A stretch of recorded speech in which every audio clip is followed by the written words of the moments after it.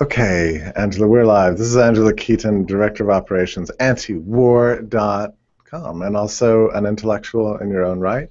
I've heard you give amazing speeches. So I'm thrilled to be here with you. Is this actually live? Yes, of course. Oh, so people are actually watching. Yes, Oh, indeed. great. All right, so I'll be on my absolute best appropriate behavior. We would be so disappointed if that were true. Well, thanks to enormous peer pressure and bullying from members of our community, I'm here with you today, and I'm very glad that antiwar.com joined Liberty.me yesterday. After Yes. amazing brutalism toward us, you must join.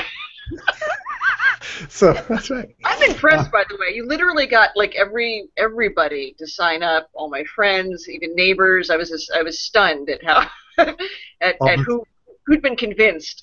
Well, look, I'm not convincing anybody. I think it's the platforms that's convincing because it's just a really cool space for sort of incubating ideas, and it's a nice community. So it's selling itself. It's not. I don't have to work at it. It's really great. I mean, it's keeping our cult group contained to one area, so we stop spreading and haranguing everyone on Twitter and Facebook, so we don't scare off the old right and the hard left. Keep it all confined. All the behaviors right there, all the dysfunctionality. It's like one large dysfunctional extended family. A lot of deviant behavior. Yeah, insofar as that's possible in digital space, that's exactly what's going on.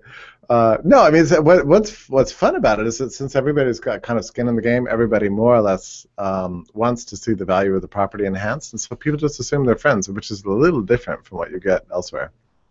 Right. If you know what I mean. Yeah. But look, we don't need to say this to the end. If you want to join Liberty.me, you can go there now, subscribe, and put in your code, which is anti-war, right, on the checkout page. And then you get a third off. I mean, like a savings of about 35% off the usual rate, which brings it down just to absurd levels. It's like the price of a bag of chips once a month or something like that. And you get the whole experience, including nightly classes and plenty of anti-war discussion, but of discussion on every aspect of human liberty. So not only that, if you join using the code anti-war, then that also supports antiwar.com, because that you have an affiliate relationship with us, so everybody wins for this. So if you like antiwar.com, you can join Liberty.me and also support antiwar.com. So everybody wins with this little situation here. Absolutely. Angela, can you just back up real quick? I mean, antiwar.com is a very famous website. Everybody knows about it, but maybe not. I mean, it was founded pretty early on in the digital age. Yes, actually, it was really innovators. Eric Garris, our founder, and along with Justin Raimondo, Alexia Gilmore, and Colin Hunter, who were all, and this is kind of an important thing, all part of Rothbard's Radical Caucus 2, which was a very important part of the history of the Libertarian Party. It basically, the second attempt, the first Radical Caucus being Sam Conkin's group, to return the Libertarian Party to its radical roots, as well as libertarianism to its core base. And in 1995, in December of 1995, Eric Garris bought the URL antiwar.com. 95, that was the first year that you could even go out and buy domains like that, right, wasn't it? Yes, in December of 1995. And if you recall, I mean, Bill Clinton, that particular monster, was of course carpet bombing Iraq every 3 days and doing all kinds of Middle European adventures at the time. Everyone forgets just how the Iraq War has been going on since 1991, right? It's not. There's been no actual gap in it. We've been destroying the Iraqi people for a very long time, and as my real life buddy Anthony Gregory says, I mean, that basically is the crime of the 21st century, is what we've done to the Iraqi people. And I kind of want to pick that back to what's important about antiwar.com. If you kind of distill the teachings of Murray Rothbard, the most horrible thing the state does, of all the things the state does, is commit mass murder. It's a violence against, I mean, it's horrific mass violence that makes absolutely no sense to the rational mind, and the rational mind and logic being important for those of us from the objectivist tradition. Antiwar.com, I got to say, we have an impeccable libertarian legacy going back to when a young, like 14, 15-year-old Justin Raimondo was called a genius by Ayn Rand. And that, of course, begins a whole history of things that leads up to antiwar.com. It's amusing, I know, we laugh, but I mean, it's all very, very important. I do think antiwar.com is the core of what is important about what we do. As Ron Paul would say, we're the ones who are against violence. There's all kinds of important things the libertarian movement does. I mean, whether it's fighting against, your lack of choice in light bulbs, or being able to smoke marijuana recreationally, or many other things. Like the Libertarian Party, for example, was on the vanguard of gay marriage and sexual privacy back in the 70s. The libertarians were the ones who started that. I mean, it goes very, very hand in hand with the liberation, sexual liberation and gay liberation.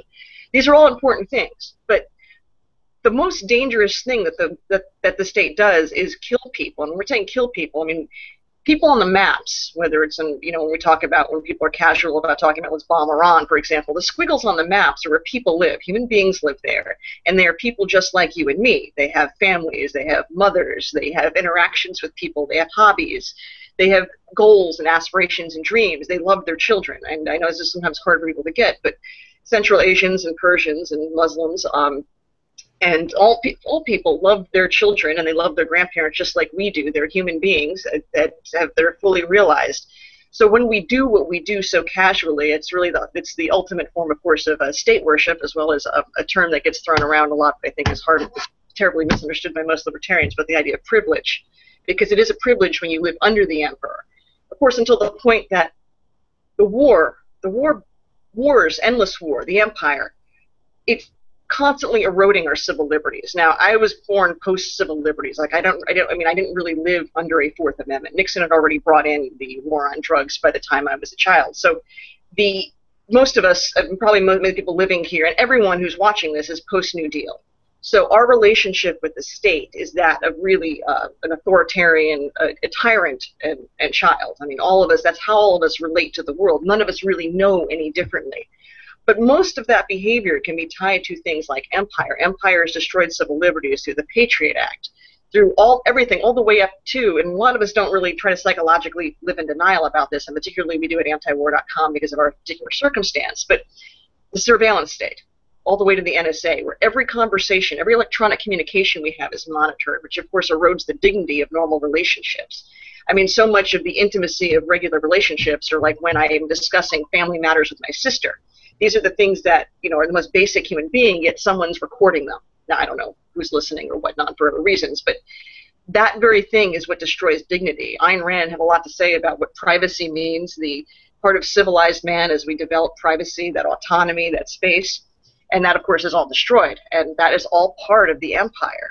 And the empire comes home in many ways. I mean, if you have the misfortune of being poor or being a person of color, you live under the drug war, in which constantly reinforces the empire. The drug war is the war at home, and that reinforces what we do with the empire. Then veterans come back from Afghanistan and Iraq, and they join the police forces, and they recreate the behavior and the techniques and what they do to civilians here is what they were doing to the non-people, the people that we dismissed as being human overseas, the people that we consider disposable, because clearly they're not light-skinned or smart enough, or they don't have the proper gods. They do something differently, or their customs are different, or their tastes are different, as if they have no particular autonomy or feelings of their own. So to me, to me personally, but also to the entire, all of the antiwar.com staff, past, present, and future, and we are a bit of a cult group because we are pretty tightly, we all very much agree on these core values about what it means to, end the state, and that means we have to end empire. I mean, we're not ending empire. We're talking about war, occupation, and torture. These are the most horrible things, and people live under these conditions every day. I mean, somewhere there's a child who's grown up, and what he knows is that he saw his grandparents being blown up, and we send killer robots overseas. I mean, what kind of, no civilized country would do that. That's the least civilized behavior I could possibly imagine. That's barbaric. History is going to have, there's going to be no reconciliation for what the U.S. did in this period of history. There's going to be, it'll be like Nazi Germany or communist Russia. There's going to be no way you can justify or explain this behavior. We're supposed to be the most civilized, advanced society on earth, the one with the most wealth, the most technical advancement, the most liberal in terms of diversity, and yet this is what we do to other people. It's disgraceful, and it's something that any person who has any decency at all should be outraged on a day-to-day basis. And it affects everything we do. And I try to make these points over and over and over again, regardless of which kind of stripe of libertarian, or when I'm speaking to people on the old right or the hard left. And we do have allies in their places, and we do have people at different parts of the spectrum who understand the libertarian project. But the United States is nominally a Protestant Christian country where we talk a lot of things about Christianity and family values. But what we do with the empire is absolutely antithetical to that. War and militarism, the whole lifestyle of the military lifestyle, divorce, adultery, illegitimacy, domestic violence, alcoholism, suicide. None of these things fit in with those values. They're all antithetical to that. So when I hear Christians, being pro-military, I don't believe they're Christians. I mean, they have to be denounced and exposed as frauds, because that's such a horrible, horrible thing. And as far as what I call the corporate left, in other words, the phony progressives and the Democratic Party, which is entirely bought and sold by corporations, it's not in any way liberal or progressive. But when they support the Emperor Obama's wars, what they're supporting is an entire symbolism. And the military symbolism is the symbol of patriarchy. It's based on racial hierarchy. It's, of course, when you talk about masculinity in the empire, that's when we get into things like homophobia and transphobia. Those things exist and they're real, and they are allowed to exist permanently because of the empire. What does it mean to be a man? It means to suit up and go kill a foreigner. It means to go kill a poor person. And the other things it does that disrupt us as a society is that the military actively recruits from poor people, from men of color, and tells them that this is their only way out. In order way to be fully American and to be fully adult in our society is to be part of this warrior class. And of course, we're also very hypocritical and weird too about how we treat veterans and active military. But one step at a time. That mentality basically is that your job, you're 17 years old and you're going to sign your life away, possibly getting your arm chopped off, or being completely emotionally destroyed and scarred, or having your whole family destroyed, or waking up with horrible flashbacks as you want to kill yourself. That's what we do. That's how that system works. I mean, that's utterly barbaric, and it creates an entire permanent class structure, which is horrible. Because the 1%, and I do like that term that the left used, because it really helps bring in the whole Rothbardian class analysis, the political class analysis, right. Is that those people never serve. The people who set these policies do not have to sacrifice anything. Dick Cheney's never had to sacrifice anything for this endless war. Certainly, Bill Kristol hasn't. I mean, it's a horrible, horrible thing that we have done, and it's a horrible thing that we do to people. And the being all you can be means coming back with a missing limb. I can't possibly think of that as being rational. Do you get communications from readers sometimes, like, oh, this is a wonderful anti-war site, but I'm slowly discovering actually that your orientation is libertarian, therefore you're really just a secret tool of the corporate class of exploiters? Well, one thing people can talk a lot of different things, but the Paul Tard Coke to push machine is pretty exclusively anti-war when you get to the heart of it. I mean, there's not very many libertarians. I mean, it tends to be very fringy and in small places that support the war effort. People, the sophisticated people of the old right, for example, people who read The American Conservative, as well as people, let's say, who read Counterpunch, kind of the left that's part of, let's say, Alexander Coburn's mentality. They're used to us. And the fact is that anti-war.com specifically, but the libertarian movement, has been at the vanguard of the anti-war movement. They know what our history is. And those who know that we're sincere and we're real, and that's what we put first. And this is the beautiful thing about what anti-war has always done. I mean, I've always been appreciated not just as a source of news and wild interest, and sometimes wild but always interesting commentary, is that I feel like it's made sort of the cause of liberty, I guess, look good. I mean, it's just very valuable for us as a body of thought to be out there in the front. I mean, antiwar.com is the leading anti-war site in the world, isn't it? Yes. And just so we're really clear, we do not say that we're a libertarian site. We're staffed by libertarians. Our orientation's libertarian. We never hide the ball. We never pretend we're anything other than what we are. But if you look at the site and we look at what we print everyone. It's Noam Chomsky, it's Pat Buchanan, it's Daniel Ellsberg, everybody from the American Conservative, including people like a former CIA agent like Phil Giraldi, all have space on there to speak. It's a very broad-based coalition on a very narrow set of issues, and we keep it that way because that's how we can do to create a mass movement. Now, this is somewhat controversial. There are people who can believe we can influence the elites, and there are people who work on that project in D.C. There are people, moneyed people, very sophisticated people from the old right who try to work very hard at influencing people in D.C.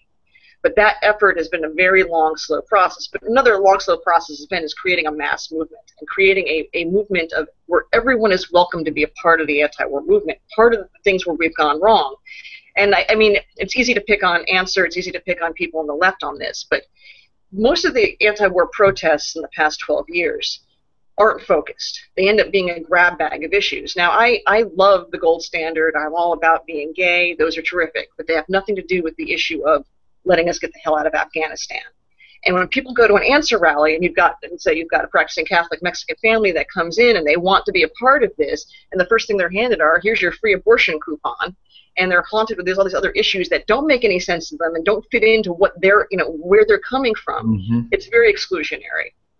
It should be a very narrow, limited agenda, and that's really what we focus on at antiwar.com. And not a litmus test. What is it you're trying to do? It's to create a mass movement.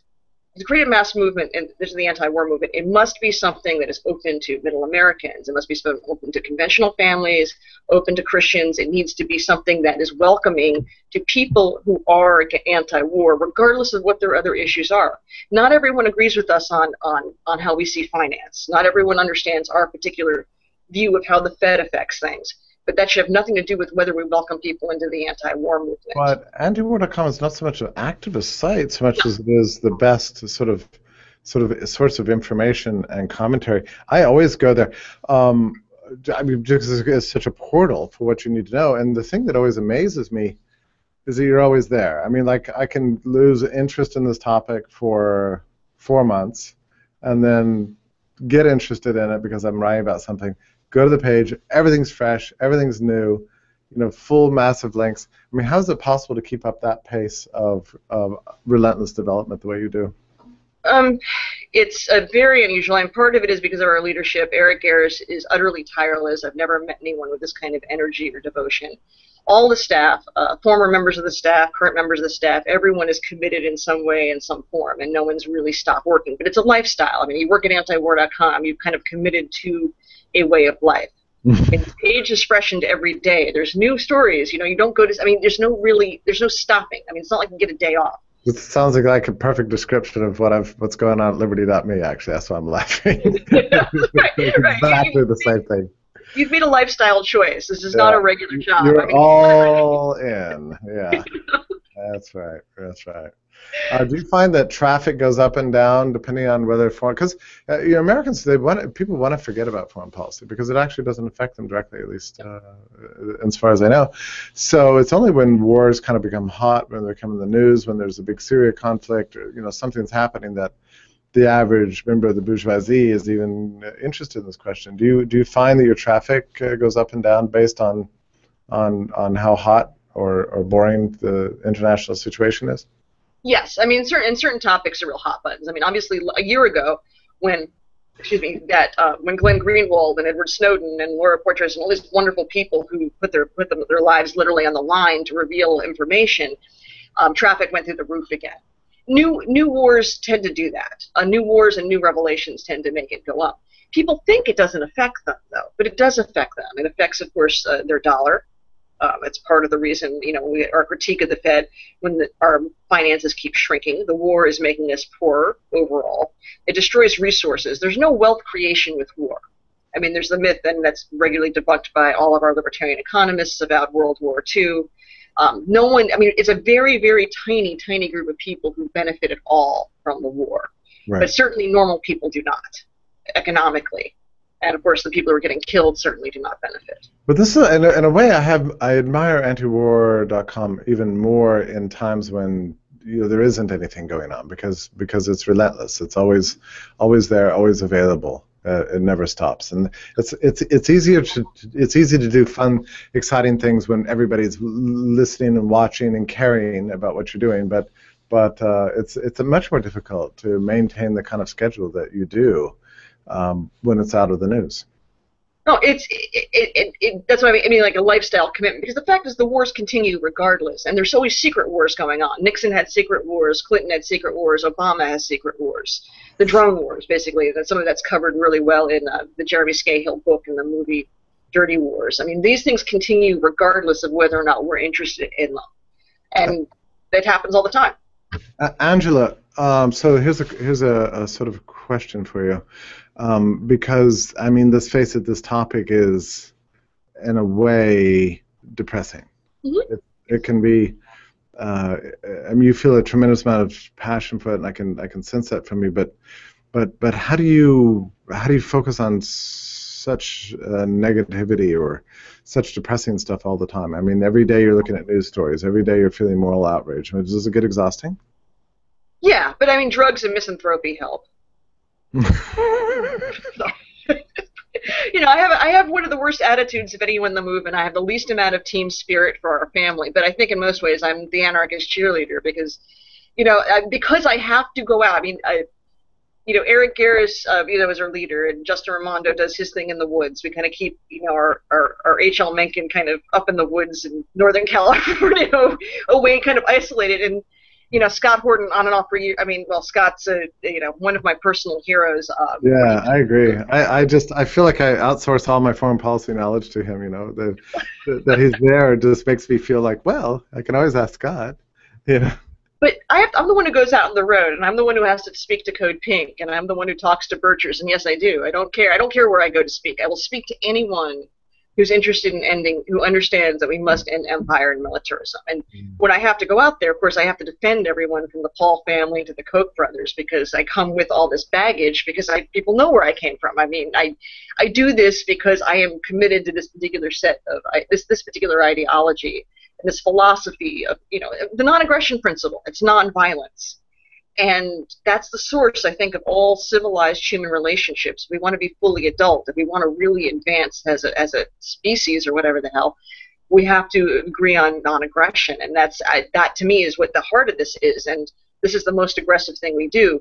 So, yeah, it's hard not to have a bad attitude at the 1400 time. I mean, every day you're reading about death. That's what you're at: death, pointless property destruction, the ending of cultures, the undermining of countries, and that's why what we did in Iraq was so horrific. We totally destroyed an entire infrastructure. We took a country that was actually semi-modern and that was functioning, as horrible as that monster Saddam was, and that isn't, you know, and I mean, we're not apologists for any of the regimes that we're trying, you know, of the people. We're defending the people, not the regimes. But we turned Iraq into a literal hellhole. An absolute nightmare. That's what the United States is. I say we, and I'm thinking about this. I mean, we all contribute in the ways, whether it's through the use of our Federal Reserve notes, which is why, you know, we talk about digital currency, or just our passivity or our supporting the troops. I mean, wherever I go, and I talk about this, I fly Southwest a lot. Oh, we have one of our soldiers on the plane. Well, what am I clapping for? I'm clapping for a very large welfare system that I would never want to pay into in the first place, because that's what it is. It is a welfare system. And what the recipients do are go out and kill people to make that, supposedly to make me feel safe, and all they've done is make my life more dangerous and more difficult.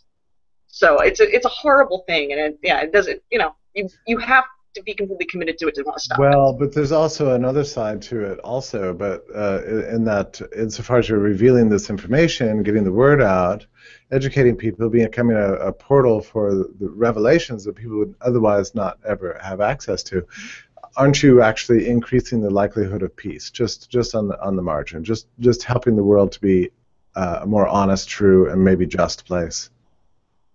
I think that's what we're doing, but but I mean, it's not just us. I mean, it's been a collective libertarian effort. I mean, one of the best-known anti-war activists now is an elderly obstetrician named Ron Paul, and one of the things why he's so important is that he knows how to speak to normal people. He knows how to speak to Middle America in a way that a lot of us probably don't, because, you know, we come to anarchism, which is where I'm coming from, you know, with other things, like whether it's, you know, support for LGBT liberation and these other issues. He knows how to speak to normal people about the war, and he's done so much in terms of getting regular people to realize how horrible this is.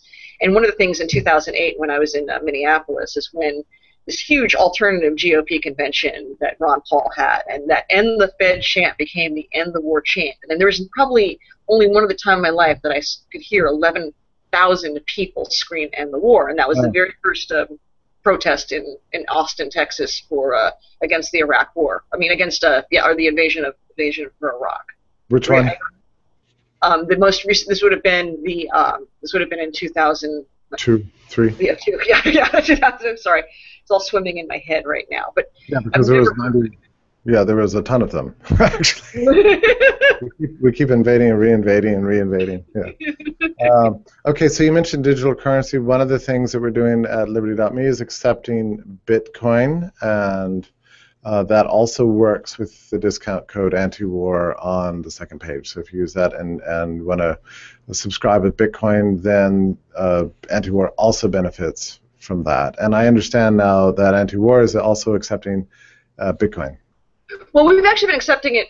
We started accepting it formally in November of 2012, but we've decided to make it a more formal part of the educational process. That digital currency generally is peace currency. And it's really not, we're not trying to get people to disrupt their lives economically, but we want people to think more deeply about our financial system and how the constant printing of money is going to allow empire forever.